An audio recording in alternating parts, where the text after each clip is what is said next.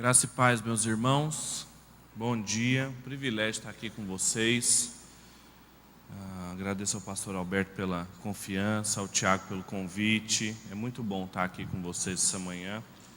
É muito bom ter o Tiago de amigo também, para ele fazer toda aquela propaganda. Quem tem amigo tem tudo. Então, seja a primeira lição que a gente aprende hoje.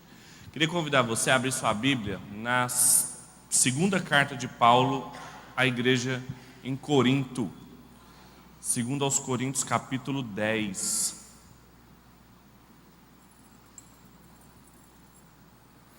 Segundo aos Coríntios, capítulo 10, nós vamos ler do verso 1 ao verso 6.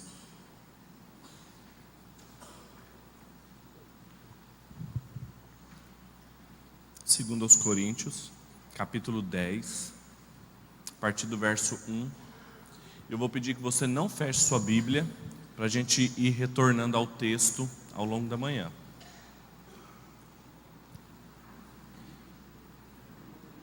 Segundo os Coríntios, capítulo 10, versículo 1, diz assim: Eu, Paulo, peço-vos pela mansidão e bondade de Cristo.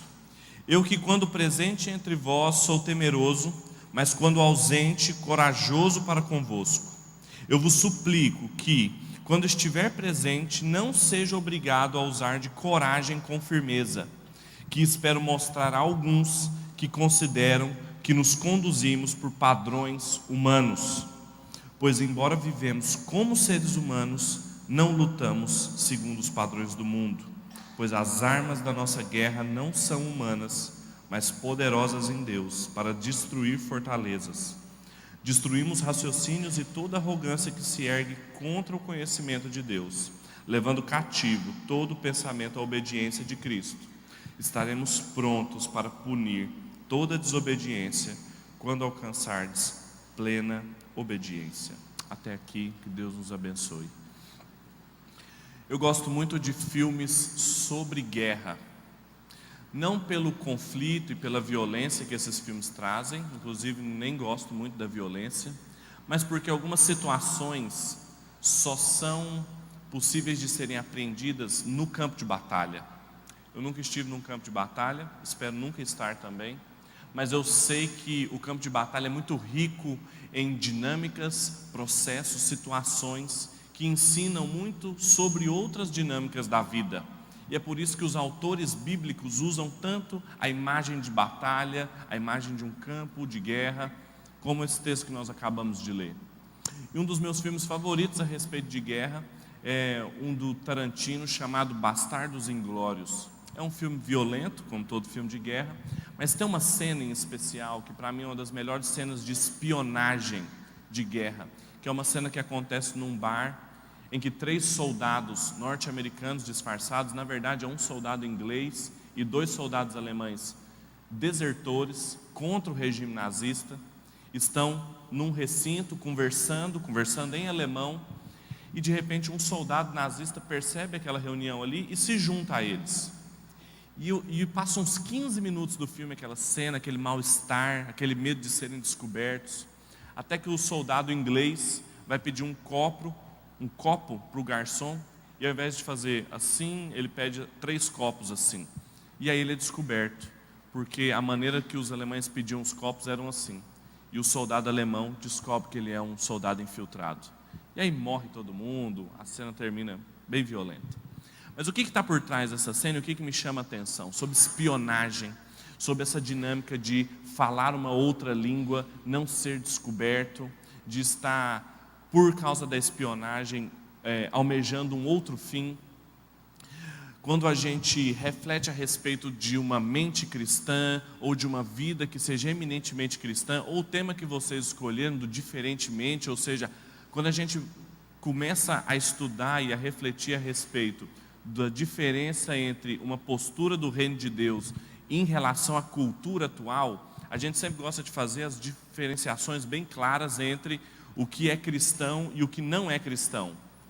E isso é um papel importante, a gente precisa fazer isso. Só que existe uma outra faceta desse diálogo que é pouco explorada, que é o pseudo-ensino cristão, ou aqueles projetos, iniciativas e até pensamentos de pessoas que se dizem cristãos, mas são espiões dentro de uma cultura do reino de Deus. Estão disfarçados, às vezes muito bem disfarçados, mas são falsos. Pois é exatamente sobre isso que esse texto que nós estamos lendo fala. Alguns estudiosos dizem que o apóstolo Paulo escreveu pelo menos 4 cartas à igreja de Corinto. Era uma igreja muito difícil, com muitos problemas, e foi uma igreja plantada pelo apóstolo Paulo. Isso já nos ensina que a igreja, mesmo que tenha a liderança das melhores, mais brilhantes, mais escolhidas por Deus, não está livre de problemas. Corinto tinha divisões, Corinto tinha problemas entre seus membros de pecados sexuais gravíssimos, e o apóstolo Paulo se correspondeu várias vezes com essa igreja. Aprove a Deus apenas 2 cartas chegarem até nós, só que ele escreveu pelo menos umas 4. Enquanto ele estava em viagem missionária, ele recebeu as primeiras notícias a respeito da igreja. Ele escreveu a primeira carta aos Coríntios, que é uma carta dura. Essa carta foi enviada e ele recebeu notícias novamente de que a igreja tinha recebido muito mal a carta dele, de que o apóstolo Paulo, enquanto estava com eles, era muito bonzinho, mas quando escrevia era muito duro. E é exatamente isso que ele fala nesse texto que a gente acabou de ler. E aí então ele escreve uma segunda carta, que ele chama que foi uma carta com muitas lágrimas. Ele fala sobre isso aqui em 2 Coríntios capítulo 2. Nós não temos acesso a essa carta. Os estudiosos chamam de a carta das lágrimas, justamente porque ele sofreu muito com aquilo. Enviou essa carta, recebeu notícias de volta, recebeu notícias a respeito de falsos mestres dentro da igreja, espiões do reino de Deus, ensinando a igreja de Corinto absolutamente tudo errado. Ele escreve uma outra carta, envia por Timóteo e fica guardando então a resposta dessa carta. Porque o que esses falsos mestres, esses espiões estavam fazendo? Questionando a autoridade apostólica do apóstolo Paulo. Estavam questionando realmente o procedimento dele, o ensino dele, principalmente essa característica de quando ele estava presente, ele priorizava o amor, uma mensagem de graça, e que quando ele estava ausente, ele era duro nas suas disciplinas. Então o apóstolo Paulo enviou essa terceira carta, ficou esperando a resposta, e quando Tito chegou com a resposta, ele teve uma surpresa. A igreja se arrependeu, viram que o ensino que eles estavam recebendo era um ensino falso, reconheceram a autoridade do ministério apostólico de Paulo e se arrependeram do seu pecado. E aí então ele escreve essa carta, que provavelmente é a 4ª carta que ele escreveu. E é uma carta muito alegre, talvez é uma das cartas mais pastorais do apóstolo Paulo. A gente entende que as pastorais são 1º e 2º Timóteo e Tito, mas 2 Coríntios é uma carta muito pastoral. E os 10 primeiros capítulos, os 9 primeiros capítulos, é uma carta de alegria, em que ele incentiva os irmãos a continuarem nesse arrependimento, continuarem felizes, crescendo na graça.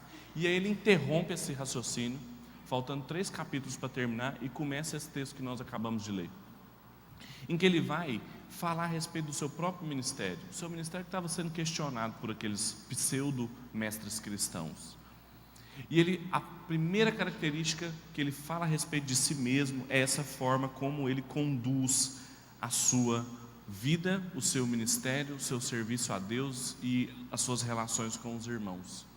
E é sobre isso que eu gostaria de falar com vocês. Como que a gente enfrenta falso ensino, claro, ensino não cristão, vidas e formas de vida não cristãs, mas também como a gente procede, constrói uma vida, uma forma de pensar, de conduzir, de fechar negócios, de criar os nossos filhos, de ser um estudante de uma maneira que glorifique a Deus, de uma maneira que seja não falso ensino cristão, não ensino cristão disfarçado, mas verdadeiro ensino cristão. O apóstolo Paulo nos ajuda a entender isso aqui, como desenvolver uma postura cristã.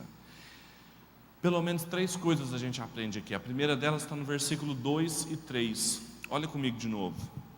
Eu vos suplico que quando eu estiver presente, eu não seja obrigado a usar coragem com firmeza, que espero mostrar a alguns que consideram que nos conduzimos por padrões humanos.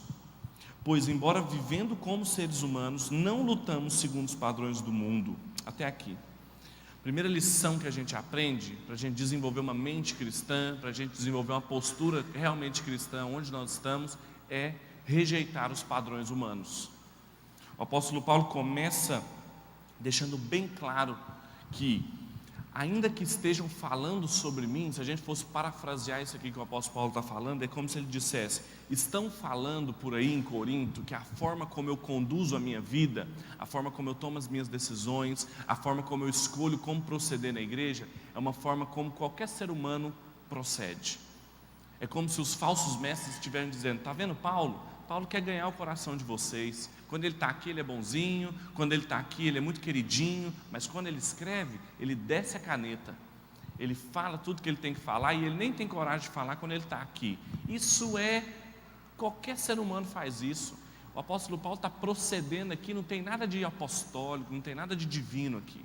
E o apóstolo Paulo então responde dizendo: olha, ainda que estejam falando isso de mim, que eu procedo segundo os padrões do mundo, isso não é verdade. E aí ele fala duas coisas: ainda que eu seja um ser humano, ainda que eu continue em condição humana, embora vivendo como humano, ou seja, quando Cristo me alcançou, não cresceram asas e não nasceu uma auréola na minha cabeça. Eu permaneço comendo arroz e feijão do mesmo jeito. Só que eu não ando como um ser humano. A estrutura nos originais aqui, ele usa a mesma palavra. Ele usa a palavra sarx, que os gregos tinham duas palavras para falar sobre carne. Eles tinham a palavra soma, de onde veio nossas doenças psicossomáticas, ou seja, doenças que refletem no nosso corpo. Soma é isso aqui, é o que a gente pega. Não é isso que ele está falando de carne. Não é isso que o Novo Testamento fala, que a carne é má. Não é isso aqui, não é o nosso corpo. É a natureza humana. Ele está falando: ainda que eu seja um ser humano, eu não procedo segundo a natureza humana. Eu não tomo as minhas decisões, eu não penso, eu não crio os meus filhos, eu não escolho como eu vivo na igreja, como eu estudo, como eu vou à faculdade, da mesma forma como qualquer ser humano faz. Ainda que eu seja um ser humano, eu rejeitei operar segundo esses padrões. Eu questiono esses padrões. Então a primeira lição que a gente aprende aqui é que esses pseudos ensinos cristãos, muitas iniciativas, muitos projetos que se dizem cristãos, mas que seguem os padrões humanos, que se conduzem como qualquer outro projeto, qualquer outra iniciativa, pais que criam seus filhos com os mesmos valores que pais não cristãos criariam. Tristemente, nós temos exemplos pelo Brasil de igrejas que se conduzem como se não fossem igrejas. O que o apóstolo está falando aqui é que o verdadeiro ensino cristão, a verdadeira postura cristã, ela rejeita esses padrões. Ela, ainda que nós continuemos seres humanos normais, a gente não vira anjo, mas a gente rejeita o modo de proceder dos seres humanos. Essa é a primeira lição que a gente aprende aqui. A segunda está no versículo 4 e no comecinho do versículo 5. Olha o que ele diz, ele continua o seu argumento e ele explica um pouco mais. Ele fala: pois as armas da nossa guerra não são humanas, mas poderosas em Deus para destruir fortalezas, destruindo raciocínios e toda a arrogância que se ergue contra o conhecimento de Deus. Até aqui. Essa é a primeira lição que a gente aprende aqui para desenvolver uma mente, uma postura cristã legítima, que é rejeitar os padrões humanos. A segunda lição, óbvia, é para a gente assumir armas que são poderosas em Deus. O que o apóstolo está falando aqui é, além de abrir mão de padrões humanos, não é que a gente, então, não tem padrão nenhum. A gente usa padrões, armas, e é claro que aqui não são armas verdadeiras, mas procedimentos, posturas que são poderosas em Deus. Como assim? Que elas chamam a atenção e encontram a sua força, encontram sua convicção, a sua segurança em Deus e não naquilo que agrada aos homens. Armas que são poderosas em Deus são armas que não se preocupam com que os outros humanos, que não têm compromisso com o Senhor, vão pensar da forma como eu conduzo a minha vida, da forma como eu crio os meus filhos, como eu tomo os meus negócios. Armas poderosas em Deus são armas que encontram em Deus, na sua vontade, na busca por agradá-lo, a sua força, a sua motivação e a forma de conduzir sua vida. E ele esmiuça o que significa isso com 3 coisas. Ele fala que a gente destrói fortalezas, destrói raciocínios e destrói arrogâncias. Essa palavra de destrói, talvez não seja a melhor tradução. Uma tradução mais apropriada seria desativar. Como a gente desativa uma bomba. Já viram aqueles filmes de guerra? Eu gosto de filmes de guerra. Aqueles filmes de guerra em que o esquadrão antibomba chega num lugar e tem uma bomba ali, sempre está faltando poucos segundos e tem um fio para se cortar, e aí o cara vai e corta o fio correto. Nunca vi um filme que o cara corta o fio errado, não seria legal. E ele vai e desativa a bomba. A palavra que o apóstolo Paulo usa aqui, talvez desativar seja legal. Por quê? A bomba continua existindo, ela está ali, só que não é uma bomba mais. Ela é um composto químico, físico, mas pode ser usada para qualquer outra coisa, inclusive peça decorativa, pode ser colocada numa estante e ficar lá, porque não é uma bomba mais, porque foi desativado o seu princípio explosivo. O que o apóstolo Paulo está falando que uma mente cristã poderosa em Deus faz, ela desativa fortalezas, raciocínios e arrogâncias. Como assim? A imagem da fortaleza aqui também é uma imagem de guerra. Já viram aqueles filmes de guerra medievais em que tem uma muralha que protege a cidade e que o exército está vindo em direção à cidade, e no centro da cidade tem uma fortaleza, geralmente uma torre que é capaz de abrigar muita gente, tem uma porta só, que é fácil de defender, é a parte mais fortificada de uma cidade, que mesmo que o exército passe pela muralha, a cidade pode se esconder na fortaleza. O que o apóstolo Paulo está falando é: as armas poderosas em Deus, o que o Espírito Santo faz na vida de uma pessoa, e o que eu, o apóstolo Paulo, estou fazendo no meu ministério, é desativar essas fortalezas, ou seja, aquilo que é mais fundamental no ser humano, que a Bíblia diz que é o coração humano. A Bíblia não tem uma imagem de que o que é mais importante no ser humano é o seu cérebro. Nós não somos definidos na Bíblia como animais racionais. A Bíblia fala que no nosso coração encontram as fontes da vida. Não é isso que fala em Provérbios 4, 24, que fala: filho meu, dai-me o seu coração, porque dele procede as fontes da vida. O Senhor Jesus, em Mateus capítulo 12, diz assim, que do coração do homem procedem os maus desígnios, as dissensões, as confusões. Ou seja, o pecado afetou esse coração, e o Evangelho e a atuação do Espírito Santo vão e atingem esse coração, transformam esse coração, para poder transformar todo o resto do ser humano. É essa fortaleza. E esse coração, ele só tem 2 voltagens: ou ele está voltado para o Senhor Jesus e para o Deus e Pai do nosso Senhor Jesus, o Deus verdadeiro, ou é um coração idólatra que está voltado para qualquer coisa que ele colocou no lugar de Deus. Quando o apóstolo Paulo então fala que o ministério dele foi desativar esses corações idólatras, é justamente pensando em atingir o centro mais profundo do ser humano, e não apenas convencer com argumentos ou mudar a postura das pessoas. Um verdadeiro ensino cristão não se satisfaz em só mudar a postura das pessoas. O nome disso é legalismo, se não acontecer uma transformação do coração. É claro que a postura vai mudar, mas como uma consequência de uma mudança interna. E ele fala que é por isso que esses falsos mestres, ele usa uma palavra forte para eles. Ele fala assim: eles são ministros de Satanás. Aqui em 2 Coríntios, no capítulo 11, um pouquinho mais na frente, justamente porque o coração deles está voltado para os ídolos. E aí depois ele fala que nós também desativamos raciocínios errados, conhecimentos errados, e nós também desativamos a arrogância que se ergue contra Deus, ou seja, uma postura de independência, uma postura de querer controlar e ditar o ritmo da sua vida contra aquilo que se sabe sobre Deus. Então observe que o apóstolo Paulo vai indo em níveis. Ele fala sobre o coração, o nível mais profundo do ser humano. Depois ele fala dos raciocínios, ou seja, aquilo que é controlado por esse coração, as ideias, as convicções, as máximas morais, como a gente aprendeu e foi formado. E depois ele fala de uma postura, a arrogância de ser independente de Deus. Ele fala: uma mente cristã, uma postura genuinamente cristã, ela, além de rejeitar os padrões mundanos, ela também assume aquilo que é poderoso em Deus, que chama a atenção de Deus e que encontra em Deus a coragem de ser uma pessoa assim. Em terceiro e último lugar, a última lição que ele nos traz está na continuação do versículo 5 e no versículo 6.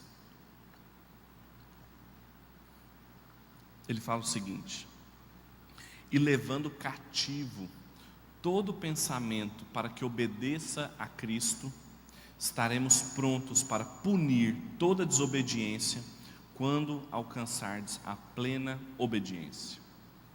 Em primeiro lugar, a gente aprende que a gente tem que rejeitar padrões humanos. Em segundo lugar, a gente aprende que a gente tem que assumir padrões de pensar, de ter postura, de falar, que sejam poderosos em Deus e não que chamem a atenção dos homens. E em terceiro e último lugar, a gente aprende que a gente tem que punir a desobediência com obediência. Como assim? O apóstolo Paulo, é claro que ele está pensando nesses falsos mestres. Ele fala assim: eu não quero usar com vocês coragem com firmeza como eu vou usar com esses desobedientes, mas eu quero que vocês entendam que somente quando vocês levarem o seu pensamento cativo a Cristo e forem obedientes ao Senhor Jesus, vocês vão conseguir ser plenamente obedientes e se livrarem dessa desobediência. E aqui novamente ele usa uma outra imagem de guerra. Quando ele fala do nosso pensamento cativo a Cristo, ele está falando de um prisioneiro de guerra. Ele está falando que o nosso pensamento tem que ser tratado como um preso que é levado para uma cadeia e torturado para entender que ele está sob uma nova autoridade. É exatamente isso que a gente tem que fazer com o nosso pensamento. A gente tem que levar ele para uma espécie de Guantánamo espiritual. A gente bota a nossa cabeça ali, e todas as vezes que a gente tenta pensar segundo qualquer ser humano, porque a gente continua humano, a gente tem que fazer um esforço de lembrar e de entender que nós estamos sobre uma outra autoridade, a autoridade de Cristo. Nós estamos sob uma outra aliança. Nós não estamos mais com uma aliança no mundo, sob o poder das trevas, comandada por Satanás, que é caracterizado pela essa arrogância, essa independência. Mas nós temos agora uma mente que é serva, que é cativa, que está presa à obediência a Cristo, à dependência de Cristo, e é um esforço de guerra quanto a isso. Somente assim a gente vai estar, segundo o apóstolo Paulo diz, prontos para obedecer. A gente vai estar completo para obedecer, porque a gente vai tirar aquilo que atrapalha e a gente vai se satisfazer naquilo que agrada a Deus.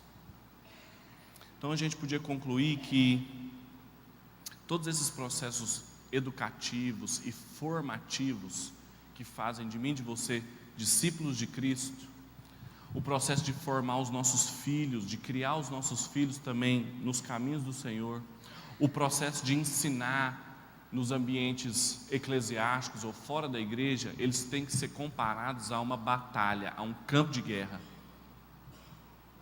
A gente não pode pensar que a vida cristã, que a fé cristã é um passeio no parque de diversões. O apóstolo Paulo fala que a salvação é um capacete e não uma touca de dormir. Não se trata de uma coisa que a gente recebe e deita sobre berço esplêndido ao som do mar e à luz ao profundo. Se trata de uma batalha que a gente entra e que, se a gente não sabe para onde que a gente está indo, o campo de batalha em que a gente está entrando, e a gente não for vestido adequadamente, preparado para aquilo, certamente seremos alvos fáceis dessa batalha. E é por isso que se perdem, e é por isso que tantas pessoas estão sendo enganadas com pseudos ensinos cristãos, uma espionagem cristã, porque não entenderam que se trata de uma batalha e que a gente tem que ficar atento o tempo todo. Então a gente entendeu o que o apóstolo Paulo queria para Corinto naquela época, a gente entendeu qual era o contexto, o que ele queria exatamente para aquilo, mas e hoje, para mim e para você, para a gente sair daqui hoje, quando a gente for almoçar, continuar pensando e isso mudar a nossa forma de agir, o que significa para nós? Eu queria fazer algumas aplicações disso para nós. Em primeiro lugar, fique atento com os padrões mundanos. Fique de olhos bem abertos quando a gente está conduzindo a nossa vida e tomando decisões importantes e decisões simples, como qualquer outra pessoa. Porque o que controla a nossa vida são padrões que às vezes a gente nem tem consciência deles, mas a gente aprendeu dos nossos pais, aprendemos das nossas igrejas, aonde nós estudamos, e esses padrões são humanos. Não tem nada de divino, não tem nada de cristão neles. Qualquer ser humano poderia fazer isso sem o poder do Espírito Santo atuando na sua vida. Além desses padrões estarem errados, e vários falsos ensinamentos são assim, além deles serem errados, um sinal para você entender que é um padrão mundano que está acontecendo em nome cristão, um bom sinal para isso, é quando essas pessoas não têm prazer na tradição da igreja, na tradição da escritura, na palavra e de todos os mestres que vieram antes de nós. Observa o que aconteceu com Paulo. Além daqueles falsos mestres ensinarem errado, eles também falavam mal do ensino do apóstolo Paulo. Eles não tinham satisfação, prazer naquilo que Paulo ensinava. Então, quando você perceber uma pessoa assim, que só ele recebeu uma visão, só ele entendeu o que Cristo quer para o mundo, só ele tem a última palavra, não tem ressonância com as escrituras, com a tradição da igreja, desconfie, porque é bem provável que ele está conduzindo a sua vida de uma maneira muito mundana, padrões mundanos, com cobertura cristã. Uma segunda coisa é: combata esses padrões mundanos com padrões divinos. Ou seja, aquelas pessoas que estão querendo trazer para dentro da fé cristã coisas de fora da fé, elas precisam ser combatidas com as coisas da fé, com os padrões que são poderosos em Deus. O Os Guinness, que é um apologeta irlandês, escreveu um livro chamado O Chamado, em que ele fala que a nossa existência podia ser comparada a um teatro, só que um teatro como está aqui, só que invertido, como se todos nós estivéssemos aqui e que se só tivesse uma pessoa sentada aí. É um teatro de uma pessoa só, e essa pessoa é o Senhor nosso Deus. E de que nós vivemos toda uma vida aqui, o drama da nossa existência, ela está diante de uma pessoa e a gente tem que agradar uma pessoa só, porque teve uma pessoa que pagou pelo espetáculo da nossa vida e pagou um preço caro, como nós cantamos aqui hoje. A gente tem que entender que a gente tem que combater essa desobediência que se revela de várias formas na cultura atual, na política, na economia, na educação, na cultura, tendo alegria e satisfação nas coisas de Deus e não tentando misturar as coisas que não são divinas com coisas humanas. Como que isso acontece de maneira muito clara hoje no Brasil?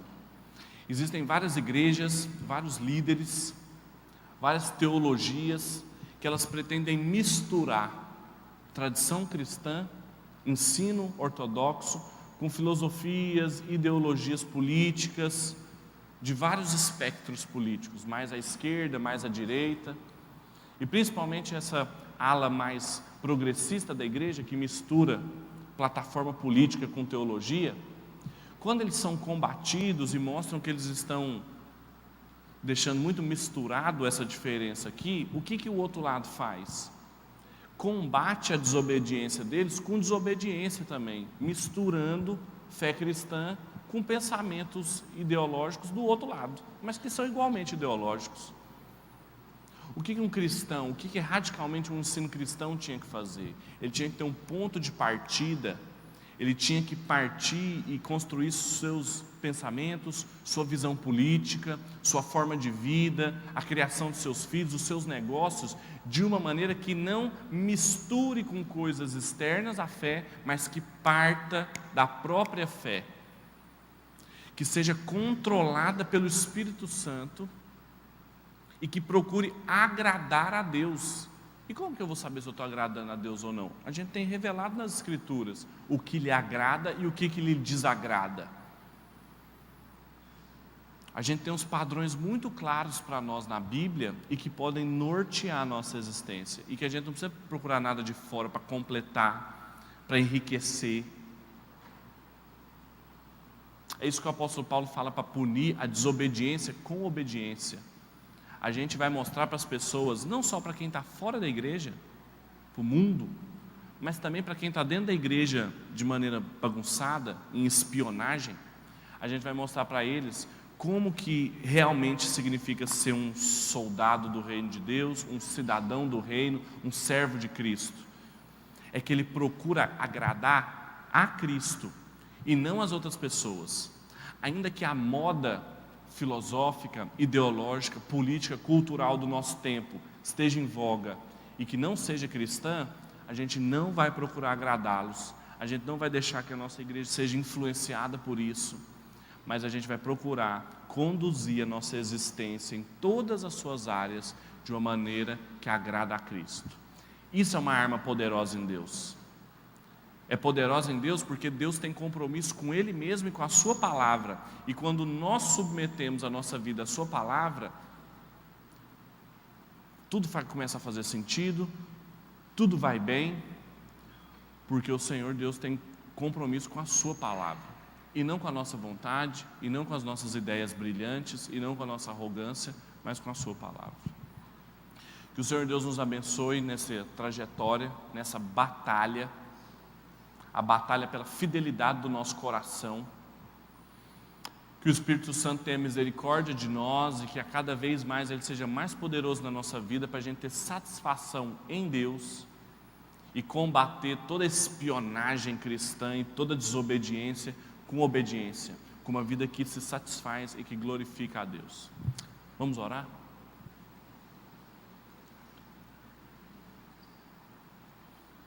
Deus nosso Pai, nós te louvamos, porque o Senhor é um Deus santo, poderoso,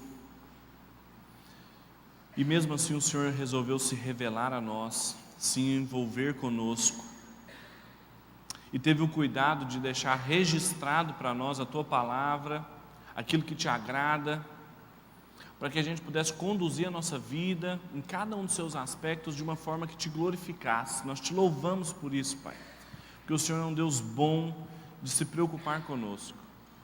Nós pedimos perdão, Pai, todas as vezes em que nós não conseguimos viver segundo esses padrões, quando nós não conseguimos Te agradar em todas as áreas e a gente acaba cedendo a uma forma muito mundana, muito humana de proceder. Tem misericórdia de nós, Pai, por às vezes falta de fé, falta de amor, pelas nossas injustiças com o nosso próximo e conosco mesmos, Pai. Tem misericórdia dos nossos pecados.